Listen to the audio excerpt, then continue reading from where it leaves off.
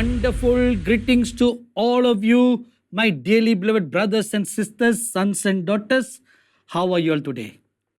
मेरे प्रिय भाइयों बहनों बेटे बेटियां, आप सब के लिए अद्भुत शुभकामनाएं। आप सब कैसे हैं आज? Can you remember what we studied last week? क्या आपको याद होगा कि पिछले हफ्ते हमने क्या अध्ययन किया था? Well, if you look at your notebook, you can find it. अगर आप अपने किताब को देखेंगे तो आप पा सकते हैं। In case you have forgotten, अगर आप भूल गए हो, let's look a little bit about last week. हम जो है पिछले हफ्ते की कुछ सुर्खियां हम देखने पाए।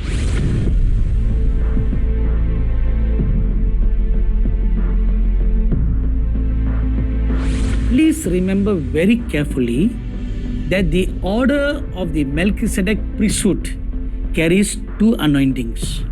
दया करके इस बात को आप याद रखिए कि मिल्कीसिदक की रीति पर के अभिषेक में दो प्रकार की अभिषेक वहां पर हम देखते हैं। It is the kingly anointing and the priestly anointing. अब वो राजकीय अभिषेक है और याजकीय अभिषेक है। Let us look a little deeper into the life of the Lord Jesus Christ, how he inherited these two separate anointings. हम जो और गहराई से हम ध्यान देने पाए कि यीशु मसीह के जीवन में किस रीति से इन दोनों अभिषेक को अपने जीवन में उन्होंने पाया है। You know, you will be very amazed to know that in the genealogy of the Lord Jesus Christ, he has these 12 inheritance. ये बहुत ही दिलचस्प बात है। अगर आप यीशु मसीह की वंशावली में आप देखने पाएंगे, इस प्रकार की दोनों भाग की अभिषेक वहां पर पा सकते हैं। In his genealogy, we find he has that kingly heritage as well as the priestly heritage. उनके वंशावली में हम देख सकते हैं यीशु मसीह की कि वो एक राजकीय जो है मिरास भी है और याजक की मिरास भी उनके अंदर है। Okay, let's take a magnifying glass and look at the scriptures. आइए हम जो है वृहद प्रदर्शक शीशा को लें और वचन को देखने पाए। The scriptures tells us in Matthew chapter 1 verses 1 to 16 and Luke chapter 3 verses 23 to 38 that Joseph came from the tribe of Judah. हम वचन में देखते हैं मत्ती रचित सुसमाचार पहला अध्याय के 1 से लेकर 16वें पद में, लूका रचित सुसमाचार तीसरा अध्याय के 23वें पद से लेकर 38वें पद में कि यूसुफ जो यीशु के पिता है वो यहूदा के कुल में से हैं। So that is one of the heritage or inheritance of the Lord Jesus, where he too obtained the kingly inheritance. और इस वजह से ही जब प्रभु यीशु मसीह इस पृथ्वी में आए थे तो उनके अंदर भी जो है एक राजकीय अभिषेक की मिरास पाए हैं। Unlike Joseph, Mary comes from another tribe. Yusuf के समान नहीं, मरियम अलग एक गोत्र में से आती हैं। You will be amazed to take note that Mary comes from the tribe of Levi. आप बहुत ही चौंक जाएंगे, इसे आप ध्यान से सुनिए कि मरियम लेवी कुल में से आती है। So that qualified the Lord Jesus to claim the title to be the son of David. और इस द्वारा यीशु को वो योग्य बनाया कि ये नाम ले पा सके कि वो दाऊद के संतान बनने पाए। Being born of Mary, the Lord Jesus Christ inherited the Levitical heritage. Maryam के द्वारा जन्म लेने के द्वारा प्रभु यीशु मसीह ने लेवी कुल की वो मिरास को पाते हैं। And through Joseph being born in Bethlehem, Judah, the Lord Jesus Christ inherited the Judah kingly heritage. और यूसुफ के द्वारा प्रभु यीशु मसीह बेतलेहम जो यहूदा नगर की है वहां पर जन्म लेने के द्वारा यहूदा कुल की मिरास को पाते हैं। Therefore, in his natural lineage, the Lord Jesus Christ is both a king and a priest. और इस वजह से यीशु मसीह की प्राकृतिक वंशावली में वो दोनों ही याजक और राजा भी हैं।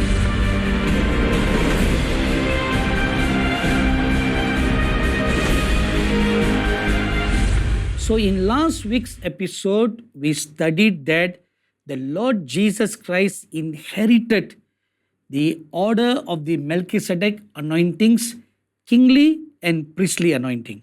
पिछले हफ्ते के अध्ययन में हमने देखा कि प्रभु यीशु मसीह ने मिल्कीसिदक की रीति पर कि ये दोनों अभिषेक को पाए हैं, जो राजकीय अभिषेक, याजक की अभिषेक अपने मिरास के रूप में। Now let's look a little further. हम और थोड़ा आगे देखें। Last week we looked at the natural lineage of the Lord Jesus. पिछले हफ्ते हमने प्राकृतिक उनके वंशावली को जो यीशु मसीह का है हमने देखा। We trace his lineage to Judah, हमने उनकी जो कुल यहूदा की ओर हमने ध्यान दिया, through which he inherited the kingly anointing, जिस द्वारा उन्होंने राजकीय अभिषेक को मिरास के रूप में पाए हैं। and we trace his heritage to Mary, his mother, through whom he received the priestly Levitical heritage. यीशु मसीह के माँ मरियम की उनके वंशावली को ध्यान देते हुए हमने ये पाया कि वो याजकीय अभिषेक की उस मिरास को पाए हैं। And now that is the natural realm. ये एक प्राकृतिक श्रेणी है। Does this also holds true in the spiritual realm? क्या ये आत्मिक श्रेणी में भी सच्चाई बनता है? Is the Lord Jesus Christ a king and a priest in the heavenly realm? क्या प्रभु यीशु मसीह राजा और याजक भी हैं स्वर्गीय श्रेणी में? After his resurrection, we read from an allusion in Zechariah chapter 3 how he was installed as a priest after the order of the Melchizedek. प्रभु यीशु मसीह के जी उठने के बाद हम उस दर्शन को देख सकते हैं कि किस रीति से प्रभु यीशु मसीह मिल्कीसिदक की रीति पर कि याजक बनाए गए हैं करके जकरिया की भविष्यवाणी की पुस्तक में से। That installation of the Lord Jesus Christ after the order of the Melchizedek took place in heaven. मिल्कीसिदक की रीति पर कि उस याजकपन में लगाया जाना प्रभु यीशु मसीह का वो भात स्वर्ग में हुआ है। So does he also have this dual anointing, kingly and priestly in the heavenly realm? क्या प्रभु यीशु मसीह के लिए स्वर्गीय श्रेणी में भी राजकीय और याजकीय अभिषेक उनके जीवन में है? That's what we are going to explore in this week's study. और इस हफ्ते की हमारे अध्ययन में इसी बात की आविष्कार करने वाले हैं। Now please turn your Bibles with me to the book of Revelation chapter 5. आए जो है मेरे साथ मिलकर हम प्रकाशित वाक्य की पुस्तक 5वें अध्याय की ओर खोल लें। In verse 5 and 6, we see a majestic manifestation of the Lord Jesus Christ in two forms. यहाँ पर 5 और 6 पद में यीशु मसीह की एक ऊंची दर्शन को हम देख सकते हैं दो भागों में। So the background to this takes place in chapter 5 verse 1 in the book of Revelation. इसकी पृष्ठभूमि प्रकाशित वाक्य की पुस्तक के 5वें अध्याय के पहला पद में हम देख सकते हैं। A mighty angel appears and cries at the loud voice, "Who is worthy to open the seven sealed scroll?" एक शक्तिशाली स्वर्गदूत वहां पर उपस्थित होकर ऊंची आवाज से पुकार कर कहता है कि ये 7 मोहरों को खोलने वाले योग्य कौन हैं? And the apostle John, who was there in the spirit, looked around, "Who is worthy?" प्रेरित यूहन्ना अपनी आत्मा में वहां पर उपस्थित थे। वो चारों तरफ घूम के देखने लगे कि कौन योग्य है। When he found none, जब उसने पाया कि कोई नहीं है, he started weeping and weeping. और वो बहुतायत से रोने लग गए।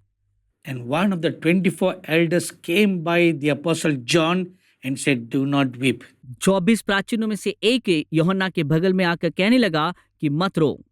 He said, "Look there." वहां देखो। So he turned around to see who was there. अब मुड़कर देखते हैं कि वहां कौन है। And he saw a majestic lion there. वहां पे एक विशाल एक सिंह को उन्होंने देखा।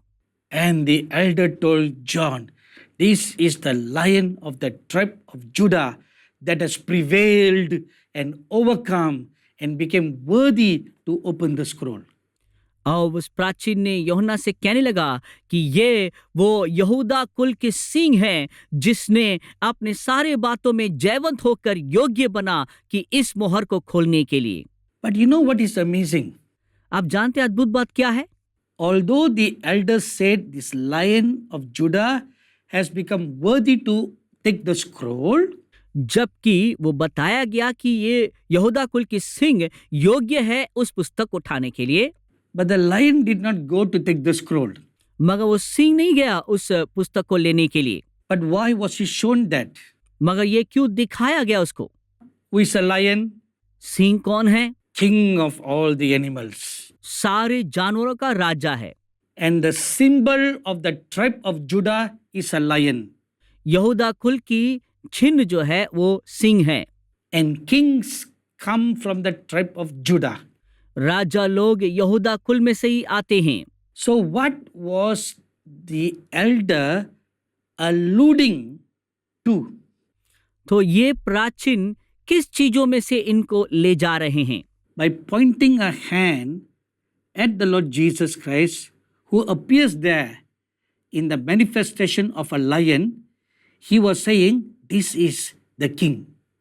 और वहां पे प्रभु यीशु मसीह सिंह के रूप में वो प्रकटीकरण को उसकी ओर निशानी करते हुए कहते हैं कि ये यहूदा कुल के राजा हैं।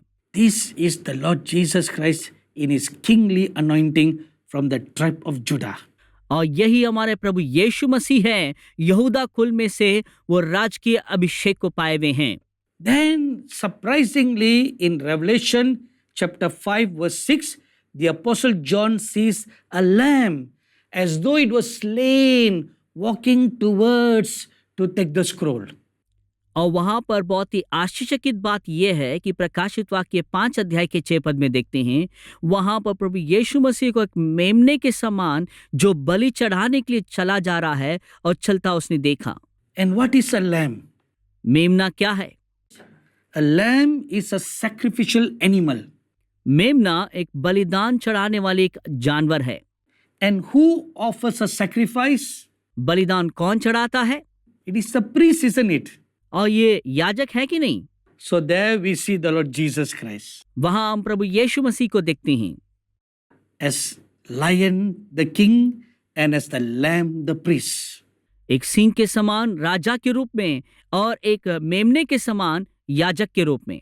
And having taken the scroll from the hand of the Almighty God, सर्वशक्तिमान परमेश्वर के हाथ में से उस पुस्तक को जैसे लिए, he came and sat down at the right hand of the Father God.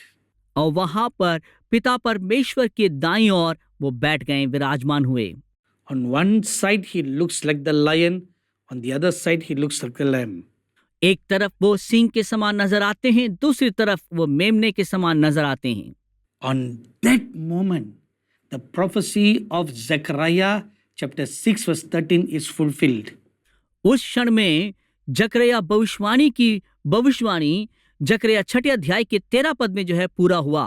The Lord Jesus Christ overcame to sit at the right hand of the Father God as the king and as a priest.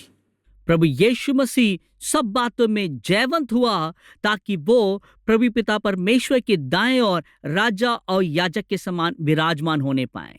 Because he prevailed and overcame as the substitutionary sacrifice, he became qualified to reign and rule as a king and as a priest. इन सब में से होके गुजर कर जयवंत होने के द्वारा जो हमारे स्थानापन्न बलिदान बने थे, वो योग्य बना कि हम पर वो राजा और याजकीय अभिषेक के द्वारा हम पर राज्य करने पाए। And the Lord Jesus Christ, having been installed as the high priest of the order of the Melchizedek, प्रभु यीशु मसीह मिल्कीसेदेक की रीति पर की याजकपन में जो लगाए गए हैं, he is now called to establish the order of the Melchizedek. अब वो बुलाए गए हैं कि मिल्कीसेदेक की रीति पर की स्थापना करने पाए। This is beautifully written in the book of Hebrews chapter 7 verses 20 to 22. और इस बातों को बहुत ही सुंदर रीति से लिखा गया है इब्रानियों के पत्री 7 अध्याय के 20 से लेकर 22वें पद तक। Please turn your Bibles with me to the book of Hebrews chapter 7.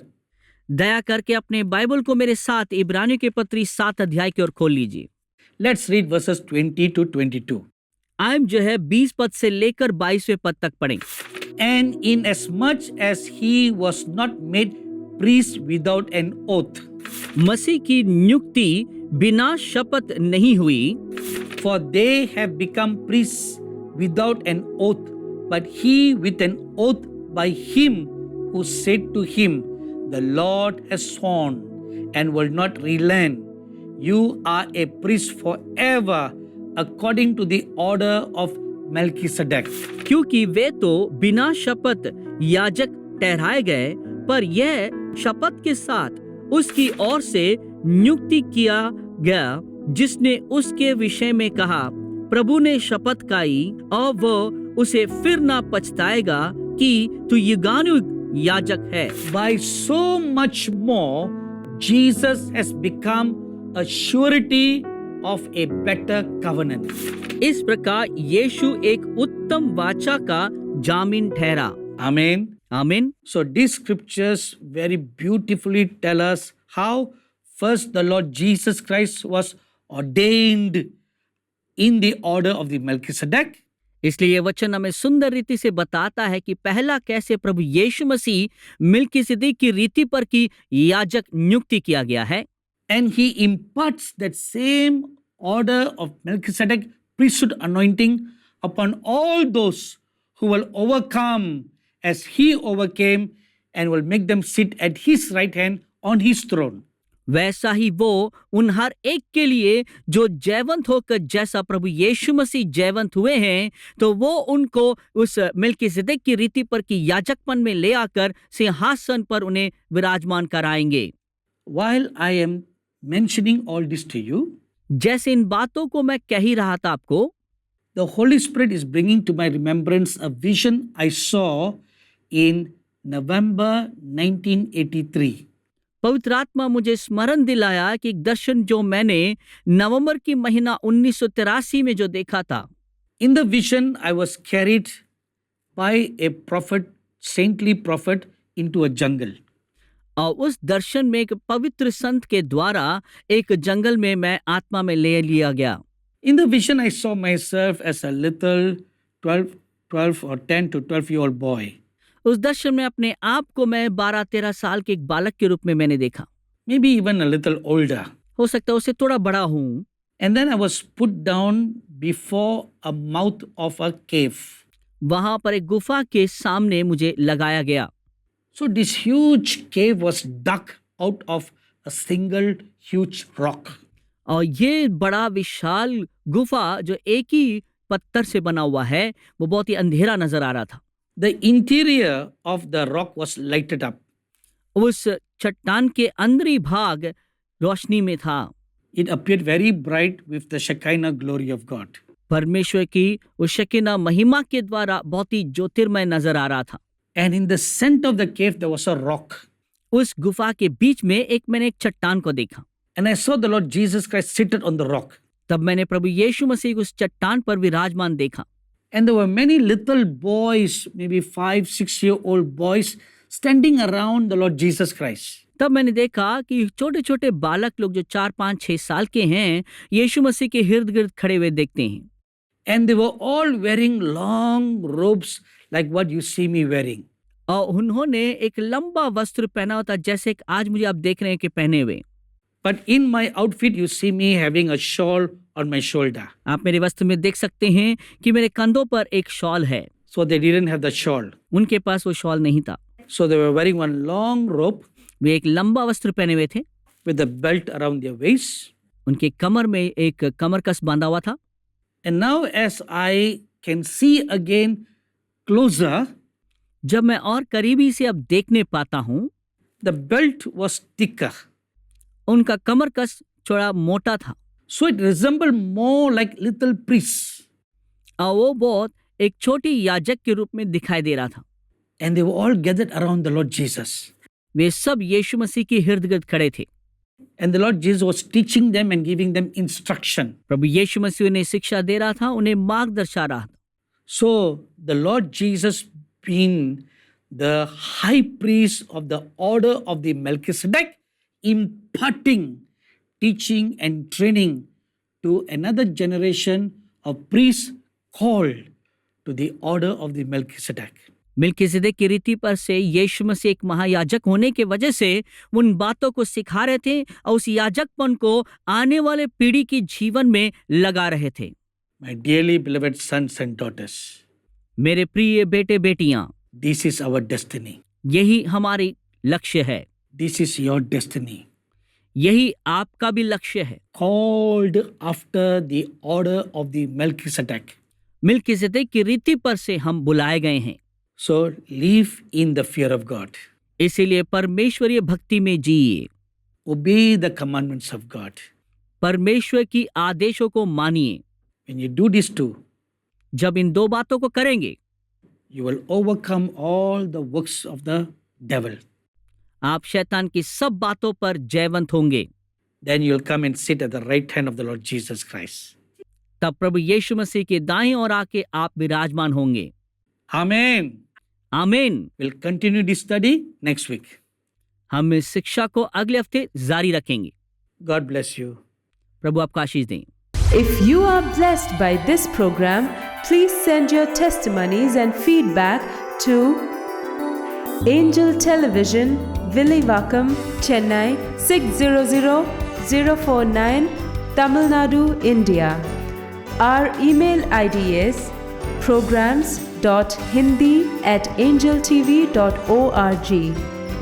अगर आप इस कार्यक्रम से आशीषित हैं, तो अपनी गवाही और विचार हमें इस पते पर भेजिए। Angel television, Villivakkam, Chennai 600049, Tamil Nadu, Bharat. हमारा ईमेल आईडी है programs.hindi@angeltv.org.